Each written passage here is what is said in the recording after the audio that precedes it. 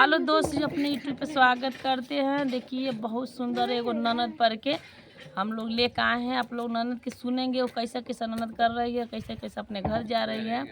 उसी पर के गीत अगर अच्छा लगी तो लाइक करिए, कमेंट करिए, ज़्यादा से ज़्यादा शेयर करिए। अगर ना आए लोगों तो घंटी जरूर दबा देना। हमारा एक चैनल ख़राब हो गया, दूसरा चैनल हमारा खोले है। यूट्यूब भैया आपके सहयोग करिए तभी हमारा निकलेगा। घर में से निकलला ससुरु कवन राम, ससुरु कवन राम। अरे ननदी के बर खोजे जान रे लाला नामा, अरे ननदी के बर खोजे जान रे लाला नामा। जाऊ रे बरतिया गोइड़ा वाजे चौची, गोइड़ा वाजे पहुँची। अरे नदी के मुरावा पीराई रे लाला नावा, अरे नदी के मुरावा पीराला रे लाला नावा। जबू रे बरतिया दुआरवा पर पहुँची, दुआरवा पर पहुँची।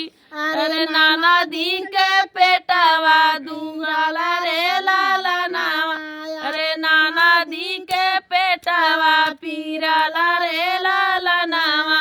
जबू रे बरतिया आंगनवा में पहुँची, आंगनवा में पहुँची।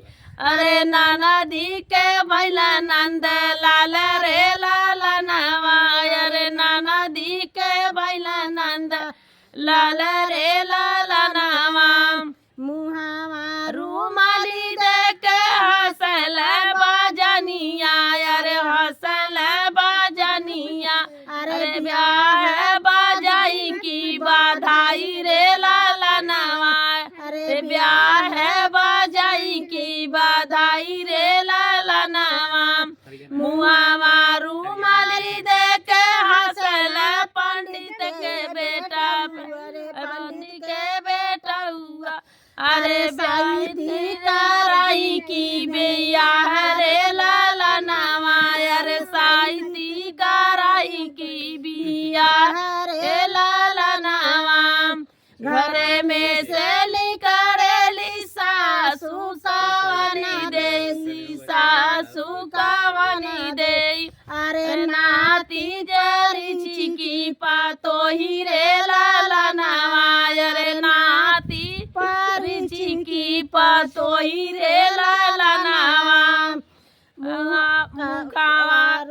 कहावा बीतला बेटा ठीक दुपहरिया, अरे कहाँ दुपहरिया, अरे कहावा बीतला सारी राती रे लाला नावा, अरे कहावा बीतला सारी राती रे लाला नावा।